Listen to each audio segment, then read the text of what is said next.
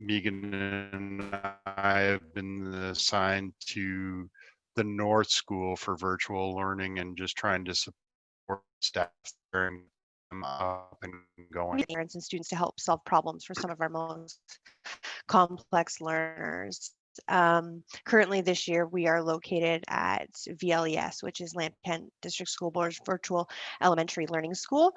We have over 2,000 students and over 300 students on our special education profile that we're helping to meet the needs of. We want to get started. We love to capitalize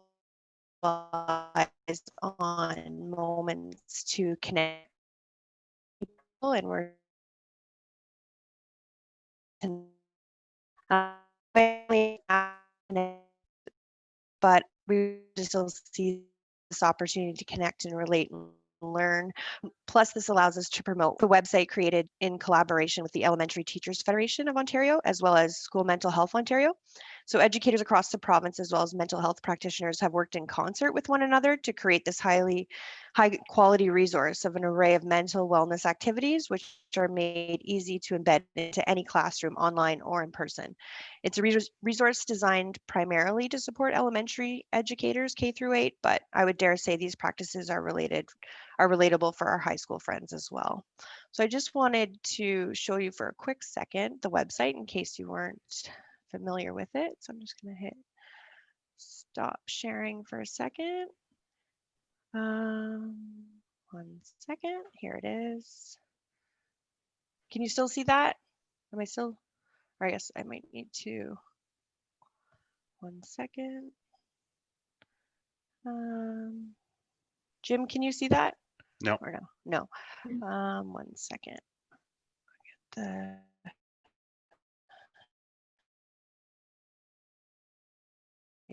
Zoom is pop. Yeah. So yeah, this is if you Googled Everyday Mental Health Classroom Resource, this would be the website that would pop up for you. You can click your language preference. So again, just a great resource when you're getting started with building your online community or classroom community, as well as helping to nurture and maintain the relationships in your classroom throughout the year. It gives you a wide variety of different areas to focus on depending on what you want to help focus on in your classroom, whether it's healthy relationship skills or managing emotions or coping with stress. Gives you a plethora of choices to pick from. And then once you click on the area of your focus, it helps to generate different ideas depending on what you're looking for. So if we were looking for tips to help make our classroom environment more respectful, we would click on the activities, and they usually differentiate between the division in which it would be more appropriate for, or more maybe skill-based for. And this brings us to our first activity tonight. We have chosen the intermediate version of That's Me, which the purpose of it is to help build cohesion in a classroom environment.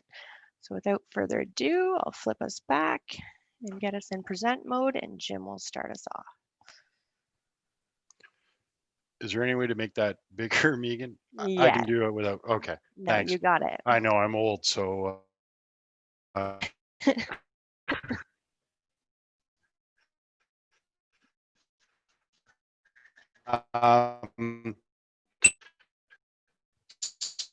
So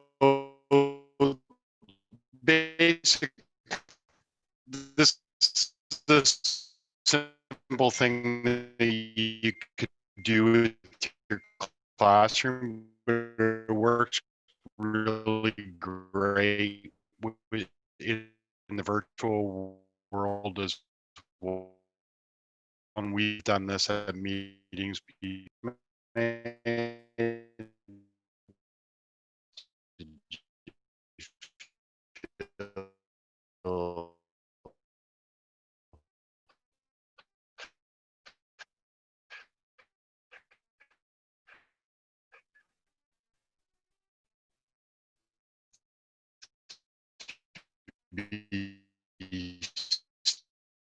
Standing at the same time. We don't have the chat. we can So then come over that would lead Jim, did to you have other another? discussions about that. And then often what you'll see is, no, I'm a cat person. I don't like dogs. And, or yeah, I have a couple rescues. Oh, what kind of rescues do you have? And then it just grows from there. And then you would ask another question, say something like, for me, I love hiking and camping. That's me, that's what I like. And then go on from there. Right. So helping our students build and that cohesion in classroom community based on similarities and things they have in common, or sparking conversations based on differences. So and every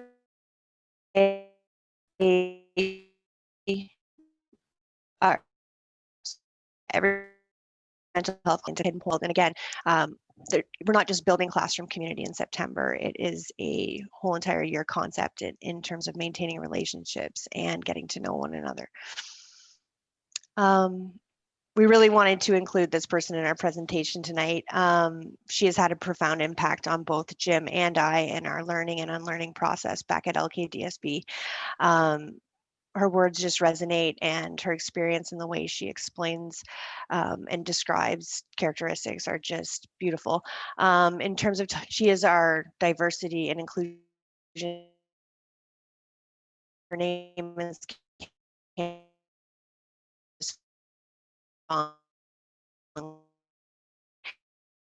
she was just a great resource to have in your life, period. But one of the quotes that she said that really resonated with Jim and I that we wanted to share before we forge forward talking about community with you is that exclusion isn't about intent. Exclusion happens without intent. It's the byproduct of homogeneity and not being aware of diverse historical and lived experience. This is exactly why diversity and inclusion is so important. And this is exactly why Jim and I today, and being invited, very humbly being invited by Anna to come talk to you, we didn't want to miss an opportunity to talk about how being a teacher, we want to forge forward with the purposeful intent of including as many voices in our classrooms as possible. So the relationships you have with yourself, others, and the world would be critical to your success. So the main thing that Megan and I preach to everyone, and anyone in the board that I deal with will hear me say two things. You need to be able to build relationships, and you need to be able to communicate effectively. And lots has changed. I mean, since March, it's been astronomical. And the one thing that just keeps resonating and standing true is that relationships are still key. And we're finding that almost more than ever. I would say our ability to build relationships with staff, with students, especially with families, is just key to the success for the virtual classroom. Very well said, Jim.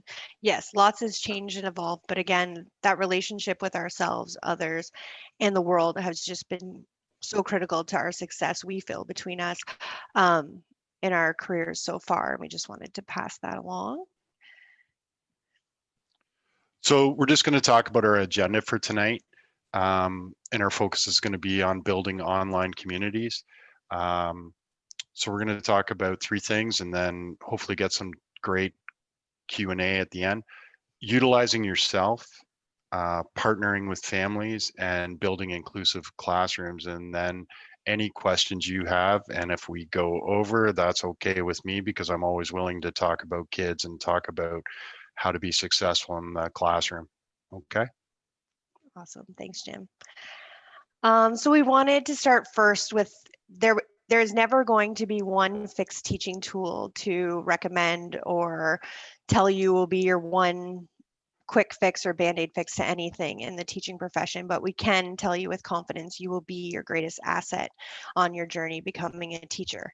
And that, we hope, makes you feel empowered. And we don't hope that you wait. We know you'll be first year teachers. We know it's kind of tough to know your place, but please know we're excited to have you at the table. We appreciate your voice. We can't wait to have you. We know you come from your own generation, your own skills, your own strengths. We hope you know them. We hope you celebrate them, and don't wait for permission to lead. Celebrate yourselves. Your voice is needed in our teaching communities. We had a video we wanted to share because, again, when we're talking about building classroom community, and we talk about how we would like to build those relationships, we talk about needing to feel a sense of welcoming and belonging and feeling comfortable and valued within ourselves. And so we had this awesome clip that came and just kind of paralleled what me and Jim were talking about and wanting to present with you, and it came from Edutopia. So I just wanted to show this, and just keep in mind that whenever we are teaching or leading, or we're asking our young learners to participate in something, we always need to start with ourselves and check ourselves and make sure that we ourselves are bringing and modeling what we are asking for from the children. Oh, I'm sorry. Back. Wait 1 second.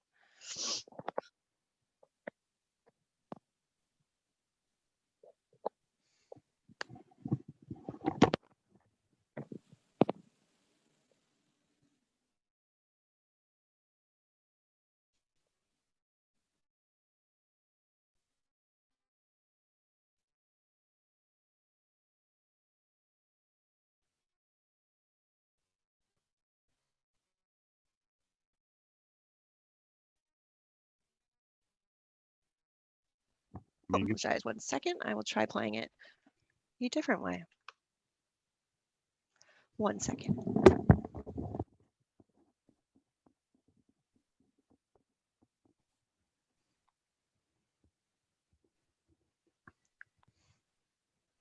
So this is one of those things, right? That Always. when you're going into the virtual classroom in the virtual world, there's always these issues, and figuring out ways around and just giving yourself the forgiveness to move forward from there. Diversity that we have in this country.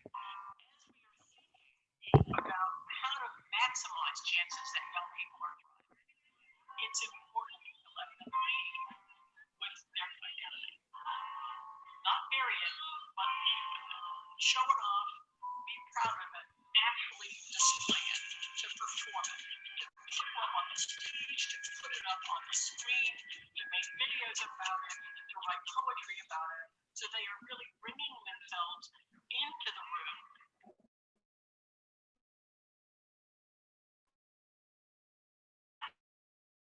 Come into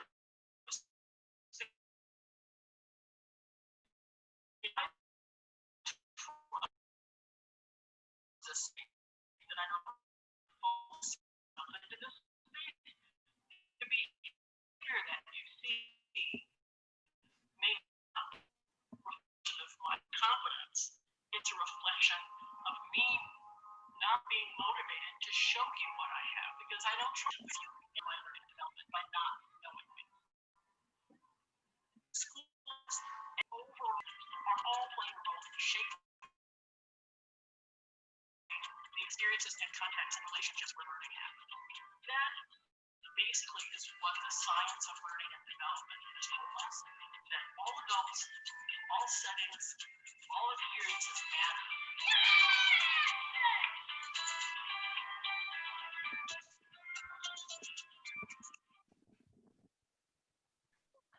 Awesome. Okay. So again, just really we thought that video did a great job kind of capsulating the embodiment of the well-being in the community that we hope you build and bring to the classroom. Every single one of us has our own unique abilities and purpose for being here and where we are on the educational timeline. And right now we have an educational renaissance out there happening with education. Yes, environment has, like that, relationships and bringing your strengths that is not in education to collaborate really has been unreal to watch, and something we could have never imagined. So again, we just want you to bring your strengths. We don't expect you to know everything. Nobody does, and you will never need to know everything all at once. Just be great at bringing you and knowing who your strengths are. If you're not sure of your strengths, we couldn't help but think we've all been in education for so long. We've probably been given some feedback. So think about those people that you have around you. Think of your professors. Those people have definitely probably shared believe it, and don't be afraid to bring yourself and leverage your strengths with courage. Courage is contagious. It will definitely create a synergy around you that creates a lot of opportunities. On that, Megan, like your students are little lie detectors. So they will understand if you're being real or not. So don't be afraid to be yourself with your students, because they'll appreciate that in the end.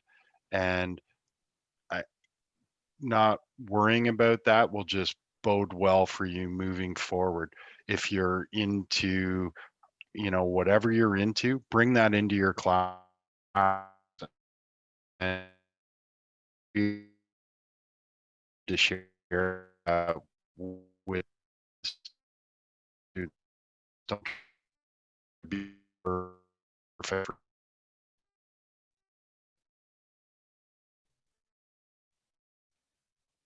Good point, Jim. Thanks for adding.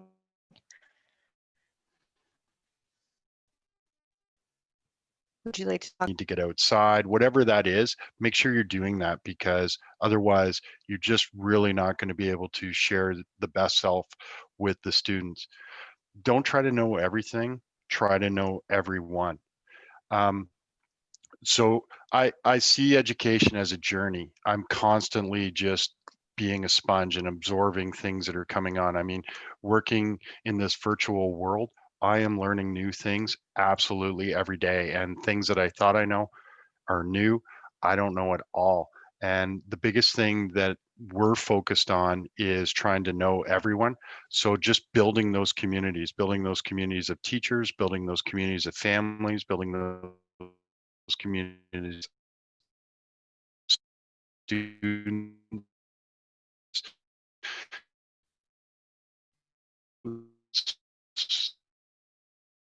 like resources, and talking to different that learning with us in education or other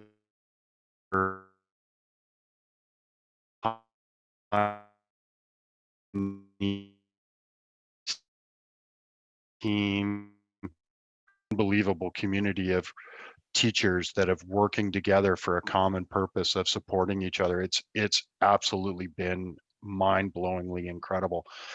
Teaching supports, we're starting to build libraries of videos or different lessons or different things that work in the virtual world, and then those are just sitting there for our teachers to grab and use.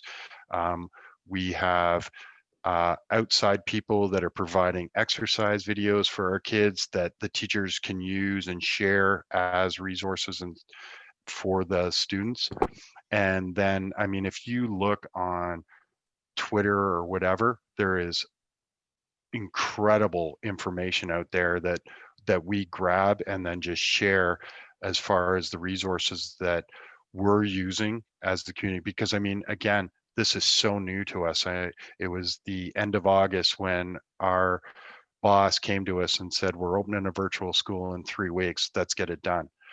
And start with sharing good news is easier. So I know that a lot of you might be anxious as teachers to make that call to a parent and not knowing really what to say. What I've found and what Megan has found is if you're sharing good news about the student, it's so much easier to make that call. It's predictable. You're pretty sure it's going to go well. And the other thing is that I found was that sometimes the parents are used to getting negative calls. So when you're calling them with something that's positive about their child, it sort of takes them aback. And they're like, oh, wow, I usually only get negative calls from the school about my child, but hearing something positive just fills them up. And then when you do need to make those tough calls, you've started to build that groundwork of the relationship with the parent or the family that you are able to have those tough talks, because now they trust you and they're like, oh, you know, Miss Johnson only or doesn't only call me when it's something that's negative about my child. They also call me when there's great things about my child. So just some of those tips are good for you, okay?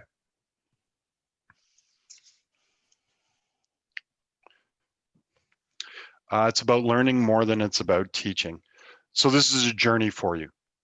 Constantly seek out learning new things. I learn stuff every single day. Any PD that I go to, I try to at least think, even if I think that it's like this PD is going to be a waste of time, I always am able to grab one thing from that and use that moving forward. And there's something to learn in every moment. Give yourself permission. If there's a teachable moment in your classroom, to stop your class and talk about that. If a student brings something up, investigate that, investigate it with the group, and collaborate with them about, let's go on this little tangent and find out what that's all about. Okay. It's just, you just need to give yourself permission to do that. The curriculum's always going to be there, but those teachable moments, if you don't jump on them, they pass. And you'll think to yourself, oh, I should have said something about that, or we should have talked about that. That would have been a great discussion point. Capitalize on opportunities, surround yourself by voices who are different from your own. Megan and I have different opinions on stuff, but voice, my colleague voice about experiences we bring to the table, and just accepting that and seeing stuff different, figuring out a way to collaborate with them for what's best for the child. Challenge your own thoughts on the origin of your bias, norms, and stereotypes, and how they contribute within systems to oppress minorities. So last year, one of our colleagues, we kept saying the word parent, parent, parent, parent when we were talking about education. And this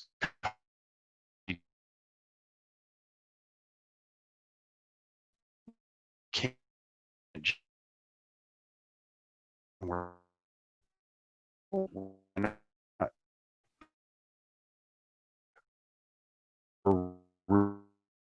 finding virtual is often dealing with grandma, dealing with an aunt, we're dealing with, you know, it's not your traditional, they're not the parent that's the one that's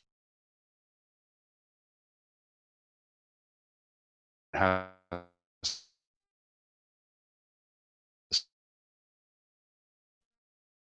the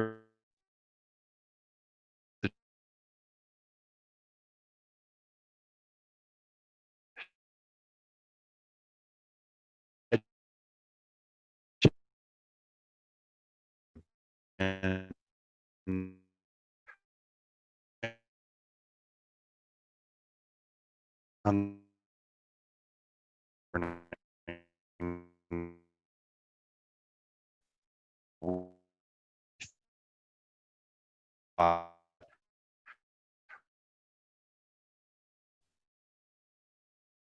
before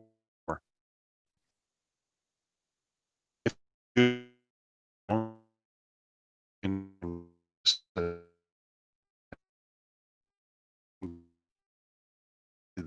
theme of with the, and I mean these are huge divisions now and are once you can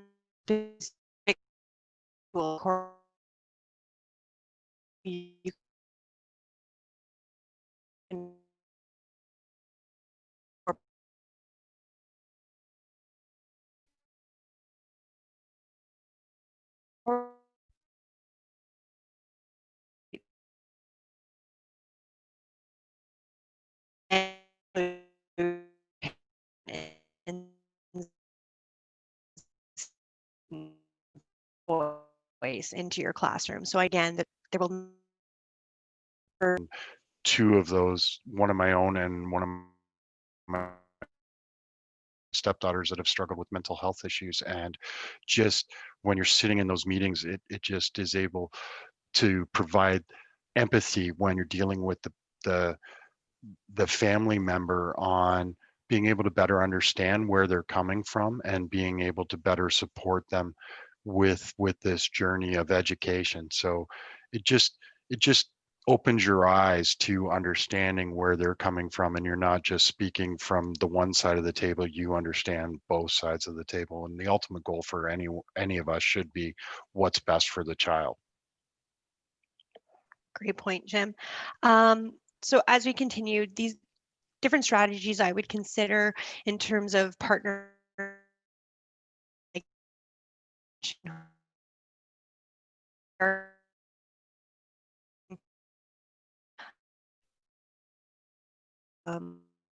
grandparents to siblings to guardian parent. One commonality that we may see in children is that they all want to feel valued and like they belong. Where we see that similarity in parents is it doesn't matter the parent that we talk to or the uniqueness of their child. They are all advocating, no matter their age, language, race, gender, sexuality, class. They all want what is best for their child. Jim and I feel, again, very fortunate to come from LKDSB, where we take a system-wide approach to incorporating, ensuring, and most importantly, holding ourselves accountable as professionals, that we are, in fact, incorporating the voice of our students, families, and teachers into building our classroom environments. So every 2 years, like I said, we have a survey that goes out and really is focusing on whether or not our kids are saying they feel like they welcome, that they are welcome, that they feel a sense of belonging, and that they have a caring adult or relationship. We then break off into teams, and then of course Jim and I were on a team that helped promote and nurture and cultivate those pieces within individual school climates. And once again, just whenever you're building community, please don't look at it as just something that happens once or happening in September, or celebrations for students happen in June. These are really moments that we hope that we've shared the message with you tonight that are worth celebrating and cultivating all throughout your educational experiences, whether they are online or in person. So again, the next point, every voice counts. So what we are very proud about our VLES educators back at LKDSB is that we have found so many pieces of great evidence to promote where they have utilized their voices to show allyship with different minorities, whether it's in family surveys and asking questions about guardians or preferred names or preferred pronouns, or by including, instead of just including long worded newsletters, they've included links to videos which show they're energetic, more bubbly, or show us a more realistic side of the teacher's personality and an opportunity to connect visually. We see where teachers have put in interest surveys or family surveys about exactly writing out the exact pronunciation of their name, showing that, again, we value to ensure that we are pronouncing your name, and when we connect with you, we are doing it with, again, using your right name. And again, being that we're seeing so many different family members and pieces of children's community and families coming together, we've seen our VLES educators really capitalize on the parents' strengths. So again, we've seen parents doing read alouds. We've seen parents be invited into classroom as community members to talk about their jobs, or we had a family share the birth of their kittens. I mean, really, anything goes in virtual learning, and we really are just all doing it together. So every voice counts. Please just always be aware of everybody in your class and how they learn best, and be thinking how to utilize that in your community building process. So Megan had talked about our climate survey, and we kind of had 3 goals that came out from that, which was make schools welcoming, a sense of belonging, and then finding one caring adult within the school. So that was our goals as our MDT team in our face-to-face schools. So when we went to the virtual world, we collaborated, as there must have been 50 people in those meetings where we were talking about what this was going to look like. And we all agreed that those were also great goals for us to use in our virtual setting. So we've really taken that to heart and tried to make our virtual school welcoming, make the students have a sense of belonging, and then ensuring that those students feel like they've got one caring adult at least that they are able to connect with. So as far as remaining accessible, offer to communicate in accessible formats, what we've quickly found out in the virtual world where you don't have a parent dropping off the student is that we need to communicate on what works for the family. And so Megan and I have to call lots of parents and lots of families, and sometimes you'll get a phone that's full and you have to leave a message, but then if you just send a text, they'll get right back to you. And that's how they're comfortable communicating. So I have multiple parents that I have streams of conversation with that is just through text because that's what works for the world. Um, Sometimes it's email, sometimes it's whatever, but I meet them at what works for them, or we meet them at what works. Uh, Providing instructional videos, we're all streams of, man, you should do this and then produce a video on how to access something or how to do something, and then make that video and send that to the family. That works a lot better for them. And just coming up with like that library of videos for accessibility. With our ELL students, we've had to use Microsoft Translator and Google Closed Captioning for some of our hard of hearing students. And so just coming up with those ways to provide accessibility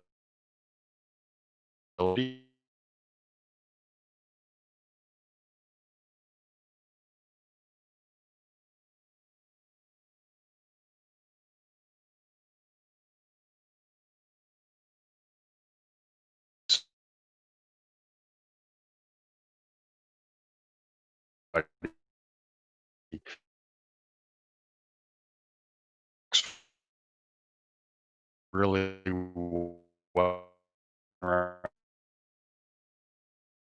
And then they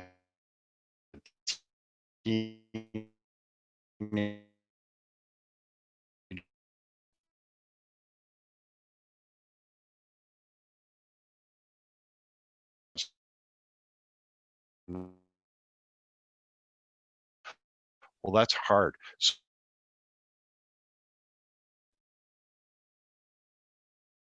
that's going to work for everybody so that the parent is able and providing, I mean, they're not trying to be sensitive, they're just are insensitive, they're just trying to tell you this isn't working for this reason, and be open to that, accept it, and then figure a way around it. Join diversity and inclusive initiatives going on around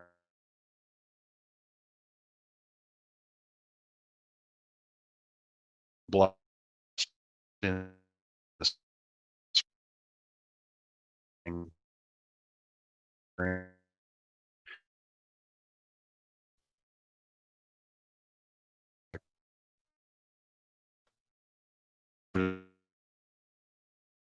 to people in these meetings on Thursdays, that all the way from our director, and we would have secretaries, we would have EAs, we would have principals, we would have teachers, we would have our Indigenous representatives in there in those meetings. And they became so popular that we had to have an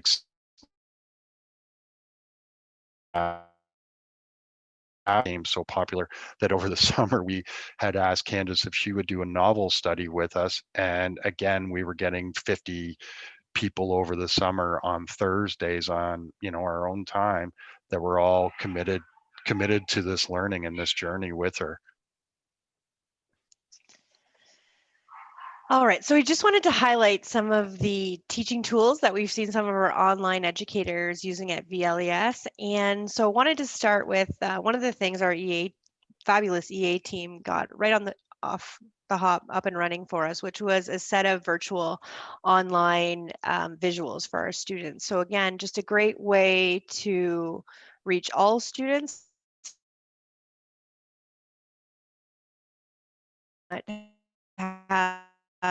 Have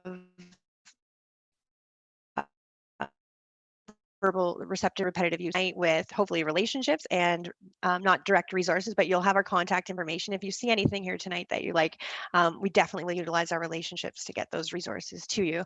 But like Jim said, Google Translate and Microsoft Translator have been things that our teachers are using to ensure that there's that online fluidity between conversation. It'll synchronously closed caption conversations or presentations as well as translate into any languages. So just if you haven't got comfortable yet with either of those, just something to explore when you're off on your own before you start your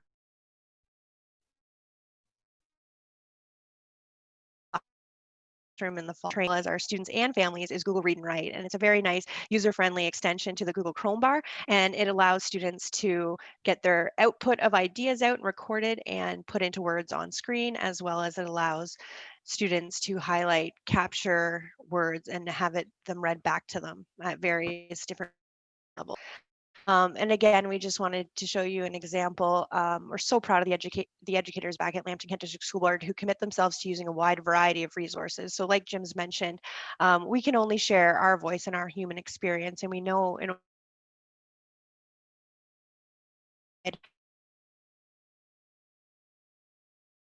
inclusive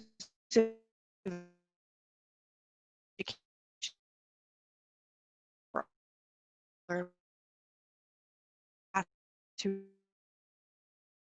every voice. There's tools I've seen teachers use to help capture student voice. So they both allow functions for different questions or activities to be posed, and then individually students can respond. They can be color coded, they can make bulletin boards, it can be used for specific group work, but great tools to consider if you haven't already become comfortable with them.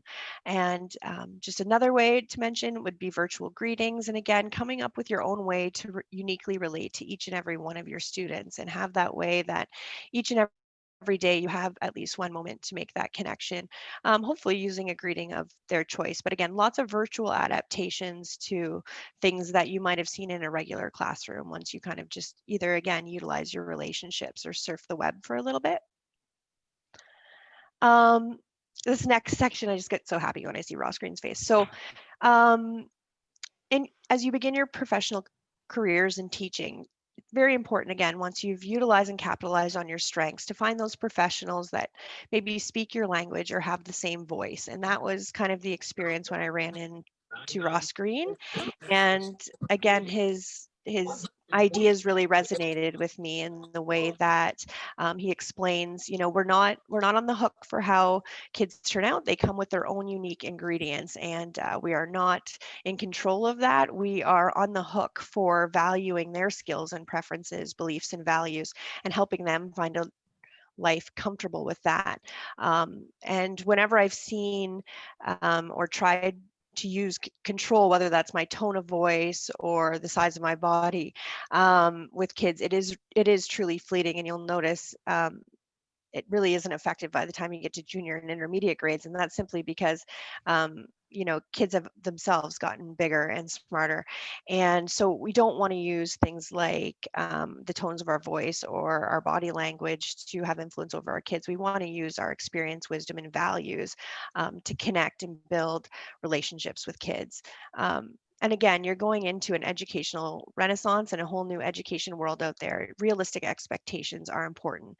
Don't be hard on yourself. Again, we hope that you have one strength that you are hopefully keen to celebrate and utilize, but don't be hard on yourself that you have to know everything. And the same with your children. We are all experiencing in the middle of a pandemic right now. We've all come off the last 6 months of a whole kind of climatizing to a new way of life. Try not to push the developmental envelope, because most likely when we do that, we create those undesirable behaviors that cause us the frustration or that we don't know how to deal with.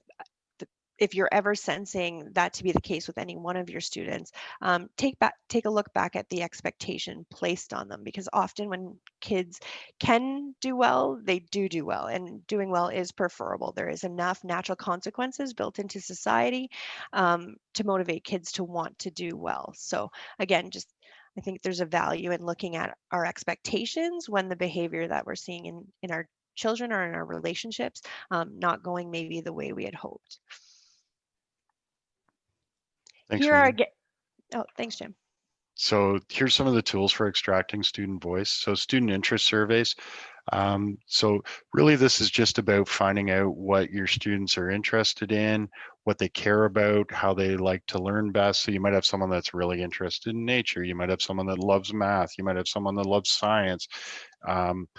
And just using that survey as your lead for what you're going to do in your classroom, and knowing that I know I have 4 students over there that love math. I know I have 4 students over there that are very into the environment and outdoors and stuff like that.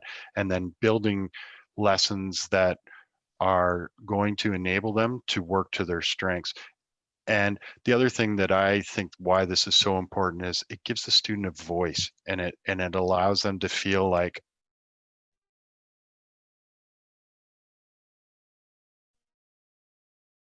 they're about me. They're not saying this is how we're going to do this because this is what we're going to do. You're, oh, I know that you like this. Building agreements. So a lot of our teachers build classroom agreements in the virtual world, like we're going to do this, but they got student voice on that. And it just, again, it's helping to build those classroom communities, just like you would do in the face-to-face world. And then going back to the surveys, you're going to use those strengths that you've got to, if you can see this chart here, so you might have someone that's your tech helper because they're excellent at tech. So you know that Johnny can help when Susie's mic doesn't work and help them, which allows you to keep teacher and make those people. And you've got a kid that loves telling jokes. Oh, we get to have that person tell a joke every day, an appropriate joke every day at 10 a.m. Have routine meetings. Build time into your routine for kids to give shout outs to one another or give kudos to one another about, oh, I like that so-and-so did this the other day for me. Let them ask questions. Could we do this? Could we go on a virtual tour of a museum? Could we go do this? Concerns about what's going on. And then suggestions, but get that feedback from your students, because again, it gives them a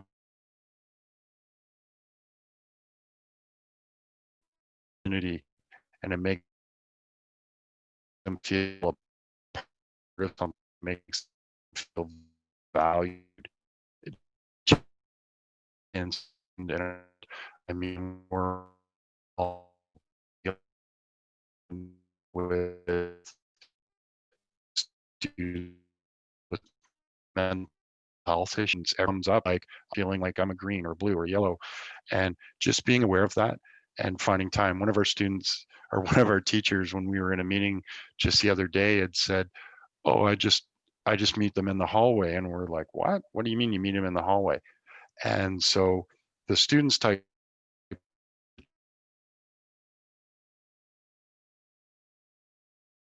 hallway.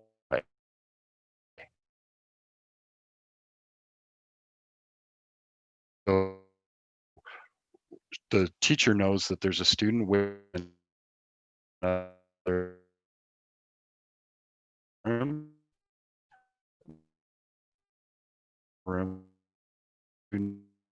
hallway they on when quick conversation, you can come hallway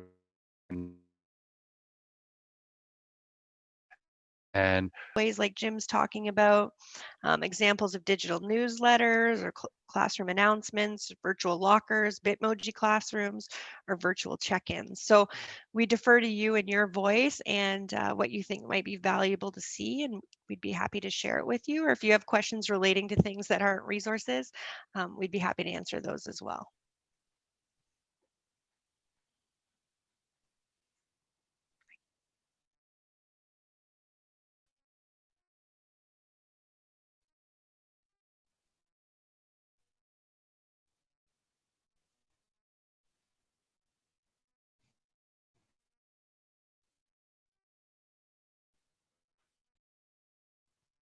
starts.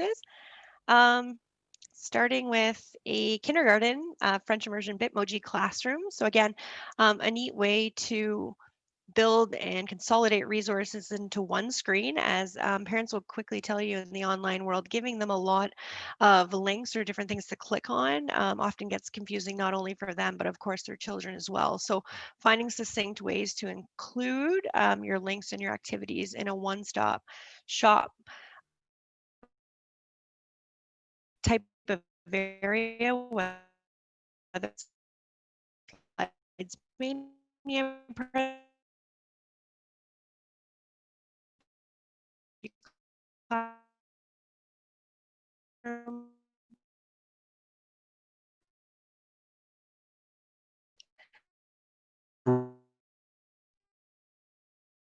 sorry. Vision, the full sensory. Oh, okay, perfect. Yeah, that was next step. How trips we could take, one to the aquarium to watch the fish.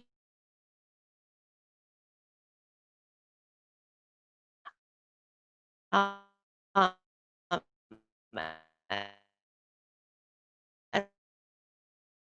well as another can be working. Just thought this was a very cool and innovative way to make physical accommodations in a virtual world. Thanks for letting me know, Jim. So we have one fantastic, well, we have many fantastic teachers, but we have a fabulous teacher making our virtual announcement. So again, Jim says we have, could be near 100 teachers in our virtual climate, but a great way to unify us all is to watch and help celebrate and practice the same announcements. So again, we celebrate students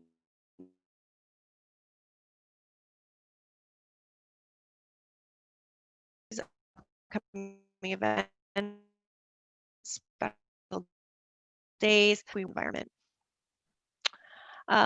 We just had Orange Shirt Day not too long ago, and our fabulous Indigenous lead, Gretchen Sands Gamble, she is phenomenal in providing us with resources to enrich our classrooms, as well as helping us with guest speakers and getting to know the right people. She uses Bitmoji's video function. I know the sound might not work, but again, it's a super engaging tool where it it uses animation, it uses some exaggerated features, but again, kids find this highly engaging. So something to consider for yourselves.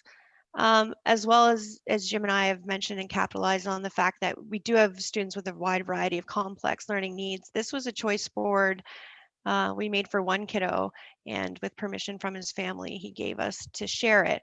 But often, some students could have just succinct or preferred interests. And again, being out of the school setting for so long, we really just want to capitalize on one strength and one way to build progress and reintegrate them back into the virtual learning environment. So this little kiddo is on the autism spectrum and really prefers marble runs. Dad said he could do marble runs all day long. So we really built him a program around language and math expectations all around his love for marble runs, as well as dropped him off a marble run set. But Dad would then upload the videos and the pictures of them creating those. And it's just, Dad thanked us, couldn't thank us enough for giving him like a timeless resource to allow his son to attend education and learning when he was ready. Because as we know, with all of us, just because it says 9 a.m. math time doesn't mean we're ready, but providing video links for educators and families allows them to do it when they're learning best and in the right spot for that. And again, I couldn't say enough about Slides Mania and choice boards, so I won't get into it, but just once you've gathered that information about multiple learning intelligences or learning preference and learning styles, Slides Mania is a great way to offer that flexibility in terms of programming and re-engaging students back into programs. Here's those rooms Jim was talking about, whether it's to meet in the hallway or if you need a quiet room. So teachers aren't just setting up one classroom, some of them are setting up 3 or 4 to give their students an option, and then they link themselves into any and all of them and pop in as needed. So again, using Google Slides to create those breakout rooms. Yeah, so that is our presentation, and we wanted to leave you today with our Twitter handles or contact information. If you need to get a hold of us for anything, if you've liked anything that you've seen, if you want to pick our brains on any online classroom resources or physical classroom resources, please feel free to reach out to us directly. As well as we couldn't help but want to give you the names of the Twitter handles that we follow and the people we look up to and we admire in their roles, because once again, we know we only have our voice and our experiences, but in order to be holistic, good educators who are holding ourselves accountable for bringing all voices, we follow and keep up to date with a variety of educators because again, them sharing their strengths is just, and celebrating them on Twitter gives us such an excellent resource and opportunity to capture that voice and bring it into our classrooms. So thank you again for joining us tonight. We wanted to leave you with one last quote. Again, it comes from someone, if you ever get the opportunity to hear her speak, her name is Candace Fung, but she posted this not too long ago, and it resonated with how we were feeling about feeling honored and humbled to come here to Western to be able to virtually offer you some of our wisdom.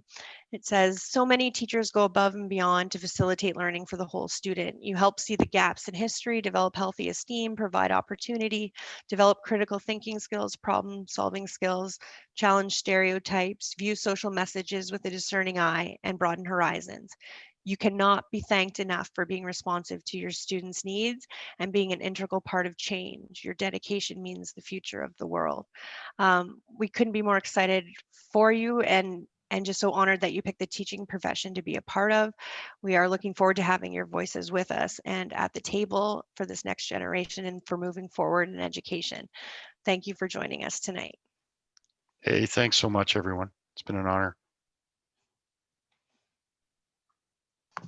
Thank you, Jim and Megan. That was wonderful.